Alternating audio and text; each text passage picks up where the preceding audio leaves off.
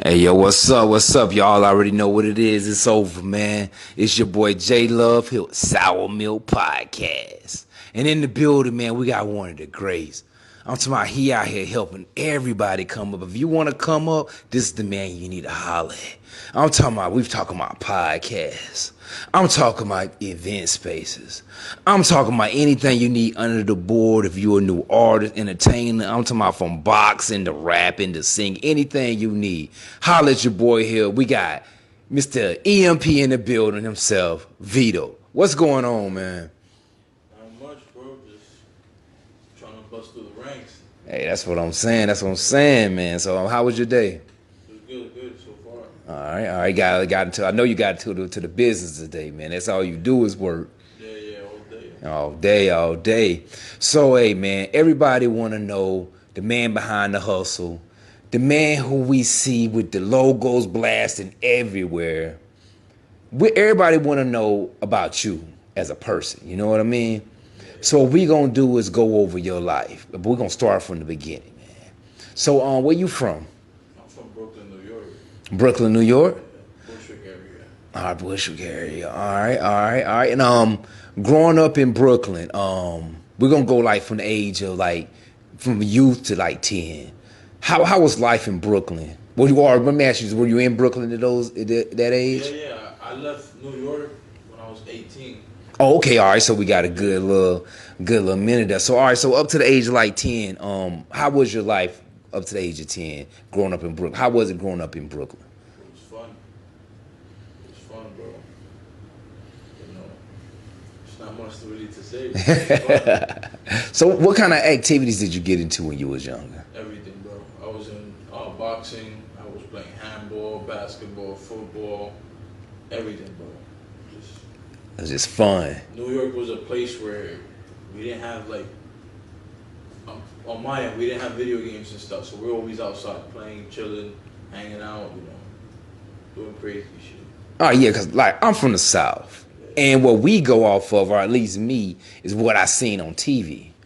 Now, when I see Brooklyn and you know what I'm saying, New York itself on TV, I'm seeing concrete, pavement. I ain't seeing no grass. So how did y'all play? You know what I mean? Like what was some activities you would get into? You know what I mean? That's like, cause I can't see where y'all played at. You know what I mean? Yeah, we played in the middle of the street. Really. We do a football back to back between the cars in the middle of the street. And then when the cars pass by, we move to the corner, get back on the street and just. Oh, so y'all was really thugging it in the street. Y'all wasn't playing no football. Yeah, we were playing rugby basically. Yeah. Concrete. Wait, man, still house falling on that concrete ain't no joke, man. So all right, did you grow up with both parents? Nah, not really. What mother, father? I grew up with my father primarily, but he wasn't really in the picture all the time either. So we lived together, but I hardly seen him. Well, he worked a lot. Between work and he liked to do other stuff too. Oh, all We right. weren't his top. Me and my brothers weren't his top priority. All right, how many siblings did you have? I have two brothers and a sister. It's four of us. All right, in the same household. Yeah. All right. And where was your mother? I don't know, bro. She disappeared. How old was you when she disappeared? Young, 5 to 7 years old. Have you seen her any time after that? Yeah, I've seen her a couple of times. She wasn't excited to see me, but yeah. All right, and at that moment of you seeing your mother, how did that make you feel? I didn't know what to say. Yeah, you're a kid, yeah. Yeah, it's When's the last time you seen her? Last time I've seen her, like in 2020, I think it was. 2020? Yeah. All right. She came out here to see me because I had my daughter. Yeah. I was 2 years old at that point, and she was out here for like a week. All right, and how was that experience? Horrible. Horrible. Like, I'm overprotective with my daughter. Yeah. And for an instance, she came out here and she was trying to get into the pool, and I didn't let my daughter get into the pool because you never know, things Yeah. happen. People get into the pool naked, they pee Yeah. in the pool and stuff. Yeah. So I'm overprotective. I didn't know the pool and who owned it and what the case was. Yeah. But my mother, she wanted to throw her in the pool and stuff like that. I'm just very protective of my daughter. Yeah, sometimes you gotta be, man. You She gotta don't be. know better, so she wanted to go in, but You gotta especially in that pool, because that pool, anything can happen. You know what I mean? That pool, you know, what I'm saying, ain't always the safest place. it was full of people too. And, I Yeah. don't trust people. I'm from New York, so Oh yeah. stay with that mentality. All right. Now, back to when you were younger, how would you describe your relationship with your father? Like, how was, like, was it when you see him, were y'all like happy when you seen him, or was it more of a like, yeah, you know, like no contact, you know what I mean? He was just there. He was there, but he wasn't there. If you know what I mean. Yeah. Like he was physically there, but when we speak, it was always his way or the highway. He didn't give a shit, and he took priority on other stuff besides us. All right. What about your siblings? How's your relationship with your siblings back then? It was great. We all stood by each other all the time. There's times where I used to sleep in my brother's bed because we were scared of the dark. Yeah. We were close. And where do you fall in line as far as like the lineup of your siblings? I'm the oldest. You're the oldest, so you had to watch after everybody. Yeah. Okay. All right. Yeah, that explains a lot about your demeanor. I had to Yeah. grow up when I was young. Yeah. So how was that growing up as being the one who basically had to take care of your siblings? It was just it comes natural to you. You step up and you do what you gotta do. It wasn't. I don't expect anything. Yeah. It was just you just fall into the role and that's it. What was one of the most fondest moments you would say you had back then when you were younger? For summer, we used to open the fire hydrants. We used to throw water. We used to play all the time. Man, you know what, man? I'm tired of this because that's the second time I done heard that from a New York We person. used to make money doing that. But I'm saying though, man, because all right, we see it on TV. Like I say, I grew up off TV, flying about New York. I had a couple people from up north, but it really wasn't nothing. Like, I didn't know what the questions to ask them back then. But it's just like, I always wanted to do that, but I never could imagine it being a real thing. Y'all open up the fire hydrants, but now I heard two people say that. So y'all really busting them things open, and the water. The water is just coming out Just crazy. water out crazy. Full force. So where we used to control the water, we used to take a can of beans, the bigger ones. Yeah. We used to open both sides up and then put it right on top and then move the water the way we wanted to move it. Oh man. We used to do a lot of stuff. I bet that was fun. That was fun. So what was one of the craziest things that y'all would do back then? This is norm. Like the craziest things? Yeah. We used to rob food. You used to rob We used to rob food. Yeah. So tell me, so how would you do that? Damn. I don't want to expose you like that. There's still people doing it. Oh yeah, okay, yeah. So we'll just leave it there. Yeah, we'll just leave it. That's crazy. I never heard of that before. Yeah, we used to hustle, bro. You don't have that bread? Hey, you gotta do what you gotta do, man. Do it. Now, how would you describe the community you grew up in? Was it pretty peaceful? Was it like? Nothing's peaceful in New York. No. Peaceful. There's always music loud. City never sleeps, basically. Yeah. Everybody's walking, everybody's doing stuff. Yeah, just the life. It was a loving environment. Yeah. Everybody knew each other on the block. We always throw block parties. Yeah. On the whole block, everybody was helping each other all the time. But everybody had respect for each other because bunch of gangs and stuff. And we know how to maneuver within that parameters. Yeah. There's certain things you don't do, like you don't fuck with people's mothers. Yeah. Regardless, whatever the case is, there's just a mutual respect between everybody. Yeah. Everybody. And that's how people know if you're from New York or not. Yeah. You're doing some weird shit. We pick up on that quick. So it's like, All right, all right. Now, in your neighborhood, was it mostly Spanish or was it mixed culture? Mixed. It was mixed. Mostly Spanish and black. Mostly Spanish and blacks. And did you say, yeah, I've heard you mention a lot of gangs. So gangs were, Active everywhere. yeah. Everywhere. Even on the same block, there were 3-4 gangs in the same block. Did that affect like your, you as a child? Nah, I was always cool with all of them. Yeah. I was never a gang member, but everybody knew me. Yeah. Like, you know. You were safe. I was safe. Bro. Yeah. All right, all right. Especially my godmother. Yeah. She's a detective, so everybody loves her. 'Cause, Oh. you know, people hate the cops, but she wasn't like Yeah. one of those normal cops. Like she was cool. Like if you disrespect her, different Yeah, story. yeah, it's a different But thing. besides that, you know, she'll help you out. Yeah. Even if you're a gang member, even if she knew you did something wrong, she'd be like, Yeah. "Oh, it's not the path for you. Yeah. This ain't the right." You know, she'll help you out.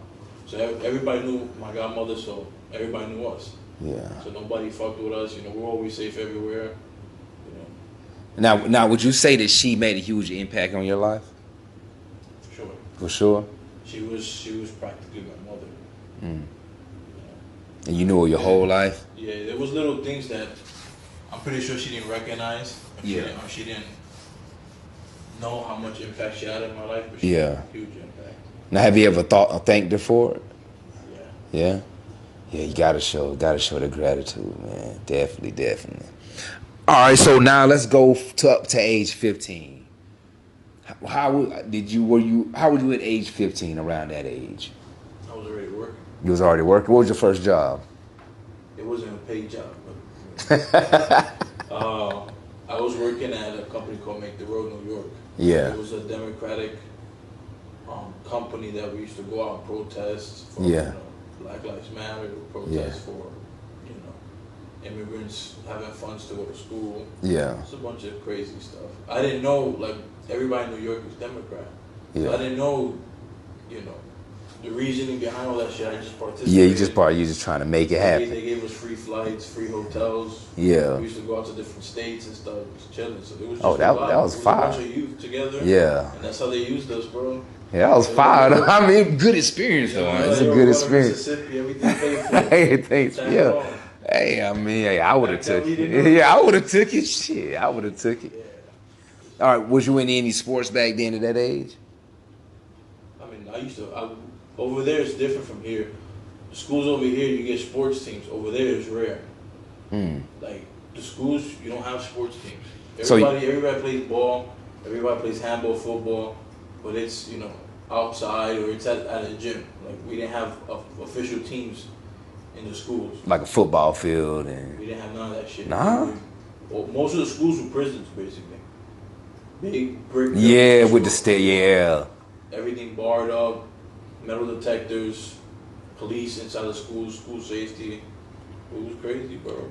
So how was it being in that environment in school? You know what I mean? Was it dangerous? Yeah. Everybody, I don't know how to put it, people fought each other just to make a statement. So if people thought you were pussy, you had to fight someone, to claim your masculinity there, So was you having the younger siblings and everything? How did that affect you? I don't think it affected I don't think it that. I just had to keep an eye on them, bro. Yeah. Bro, like, I'm 3 years older than my second brother. Yeah. So we're all basically the same school. Yeah. And then all my cousins were all the same school. A lot of my homies were all the same school. So we ride or die for each other. You had a lot. Yeah, most of your family's in New York. Right now, most of them are in New York. We got a lot out here now. Yeah. All right. All of us moved at the same time. All right.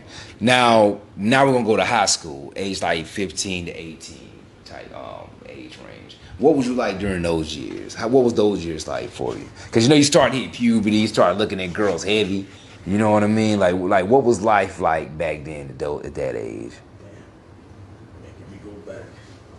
That age, bro, it was just keeping it real and vibing. Really. I was always flirting with chicks and shit, but I had to be, cool about it because a lot of them they were into gang members and shit. We don't want to interact with that. Because then people get pissed off, shit happens. Yeah. But yeah, just Regular shit. just regular shit, bro. We after school we Chinese on the block or any type of food we had on the block. And just handball, play for money, ball, play for money. Yeah. I bet it was a real vibe, Bro, man. once we left, school started around 8 o'clock in the morning over there. Not over here, they started like 7 something, 6. Yeah. Over there was 8. We left the crib, we walked to school a couple of miles, and we didn't get home until 11, 12 o'clock. Just hanging out. All day. Hanging All out. day. We used to play handball for like 5-6 hours straight, making bread. We used to play the cops on the block too. So what was the most amount of money you can remember winning off handball? $200. We even played dominoes with old people. We used to stash this shit. You know? So y'all was just gambling. Money off the road, Y'all was be heavy gambling. Life out there. And you was what age? Like what? 17, 18s? I started doing that when I was 13. Oh, you was hopped out early. Now, would you say you raised yourself? Yeah, everything I know now, everything I've done in my life, everything I accomplished in my life, I taught myself how to do. I never had a mentor, and I looked for mentors, but people they wanted too much in return. They wanted me to pay an upfront fee. Yeah. And I'm like, bro, it's a relationship that you have to build. Like, you help me out. Yeah. When I get to the point I want to get to. Yeah. Then return. Yeah, return favor. So people, everybody's selfish at a point. And I never understood that because in New York we're family, bro. Like, even all the thugs out there and all the gang members, I'll go to them and we're like, yo, I'll hook you up. We'll make money here. We'll do this. We'll do that. And it was just like that. Yeah, definitely, man. Out here it's different. Yeah. Out here it's cutthroat here, man. It's cutthroat here, man. I'm telling you. It's like I tell people out here, like I can be your best friend, or I can't even say worst enemy. Because if you fuck with me, it's a wrong trust. You ain't trust me. Your family's gonna know about me. Just put it like that. Yeah, I mean, but see, that's the thing. Some people don't know who they're messing with. You know what I'm saying? Some people just feel like, you know what I'm saying, because they either witnessed something or they seen something or they know somebody that's did something that gives them that courage or thrill just to try something. Because you seem like you're a very humble dude, I can tell. You know what I'm saying? But one thing I learned is you can look at somebody's eyes and tell who they are. Eyes don't lie. You can hoop, hop, bang all you want to, but once you look in the eyes, you know. All right, bro, you know what? I ain't even gonna, because I know where I'm gonna go with it. You know what I'm saying? I can look in your eyes and tell. You're a humble dude, bro. You're very like subtle. You know what I'm saying? But you look in your eyes, you can tell that you done been through something. You know what I mean? I think we've been to a couple of events, and you see me, like, when people come up to me, they start saying, you're not as big as this, or you're not doing this. I let it be, bro. I don't like to argue with people. Yeah, you don't. I know where I'm valued at, and I know where I'm gonna be. Yeah. And it's just, for me, it's just a matter of time. Hello. It's lovely to meet you. If there's anything you need, please don't hesitate. Yeah, it's the consistency, man. Yeah. People don't know how to stay down and just be consistent. If you stay down and you be consistent with what you're doing, it don't matter what you're doing. It's going to work eventually. You know what I'm saying? It's going to work eventually, man. You just got to stay down and just be consistent. Just keep going, man. Just keep pushing. I'm telling you. Now, you graduate from high school and everything, right? After high school, what do you get into then? I just went straight to work. Like, I worked. So after high school, I worked at a couple of places. Like, I didn't keep a job longer than like 3 months. So I was back to back. I've done it all. I was in construction. I was subcontracting for the military, bro. Wow, man. Come on, that's a good job. Subcontracting for the military? Yeah, I used to move ammunitions and stuff, just transport, basically. That's all, just transport. Every time I tell people that, people think I did some crazy shit. I've seen a lot of shit, bro. He took that left turn. It's it's like, when you get into that environment, it humbles you because you see the evil in the world. Yeah. You see the evil in the world, and you're like, yo, niggas don't know what it is out here. Yeah. People think they know. People think, you know, starving is something. Yeah. Starving is the least of your worries. Like, there's a lot of crazy shit out there people haven't seen, they haven't experienced. When I talk to people about certain things I've seen, certain things I've done too in New York and stuff, they're like, yo, like, you didn't do that. You didn't see that. I'm like, yeah. Just wait until the devil knocks on the door. Yeah. So let me ask you, what was one of the craziest things you've seen? I can't even say that. Can't even say that. Yeah. I'll tell you the story after. Damn, man. All right, give me a story about something you've seen that you can say, just like something light, like something regular that you would see. Sorry, I can't even.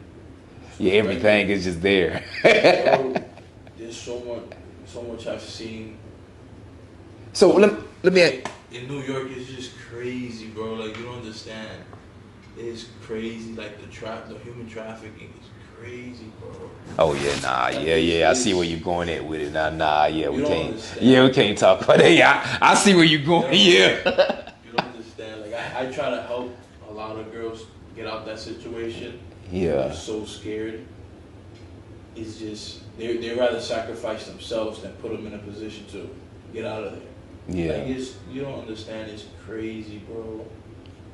Like. Number one spot for sex trafficking is in Central America, you know, Colombia, Ecuador, all those little countries. Here, and then where Russia's at, that whole area. You know, Ukraine, all that, that's all top of the line for sex trafficking right. Oh, so these people that be disappearing, that be real? That's real. Because, I mean, honestly, I'm going to tell you, like, the ones to be at Walmart and all this, like, honestly, I thought it was just like ain't no way all these people disappearing. Like, because every time I go to Walmart, in front of my high school in New York, we're all waiting to get to the metal detectors because the metal detectors you only could do one at a time, and the line is outside the door. Yeah. So we're all waiting, and bro, van came up, kidnapped the girl that I know, disappeared like that. Hold on. Nah. Hold on, man. Hold on. So we're standing in line waiting to get into school, right? She's basically outside because the line, she's on the street on the sidewalk. A van pull up, they hop out, grab her, throw her in the van. Disappeared. So, I mean, what happens after that? There's a code in New York people live by. We don't snitch. Even on something like that? We don't snitch. Even on something like that. Because you never know. Those might be people you know. And then that gets into your family. You don't snitch. So, all right. So, what about, like, if somebody touched a child? My child? I mean, like, if you know somebody's touching children, would you snitch on them? We'll handle business internally. Okay, I got you. Dang, but if someone touches my kid, oh yeah, I mean, yeah, you already know where that's going. Yeah, you already know where that's going. Just I put it in a nice way. I'll end your bloodline. Like, it's that serious. Like, yeah, you don't do that. Yeah, that's something you there's don't. like, children is a gift from God. Yeah. Children are protected from God. Regardless of how evil a person is, you gotta be the devil himself to do something with children. Yeah. Like bro, there's a lot of sick shit that's out there. Like, you don't understand, like. Now let me ask you, do you think that you're traumatized by that? By all the stuff you've seen? Well, I wouldn't say traumatized in a sense, but like disconnected. No? Like, me personally, I taught myself how to, whatever I see, I don't compartmentalize that. Yeah. I just know for future now. So now I move different. I learn from everything. So you don't let it bother Let it you. eat me. Yeah, don't let it eat. You don't ponder on it. No. So let me ask you this: what was the first time you seen something you knew shit real? When you was in the, you was like, damn. Like around 10 years old. What'd you see? I seen someone rob one of the Chinese guys that deliver food. Yeah. And they killed him. Right there. Right there, like that, just for food. New York is crazy, bro. You understand? People think Chicago. I mean, Chicago, you know,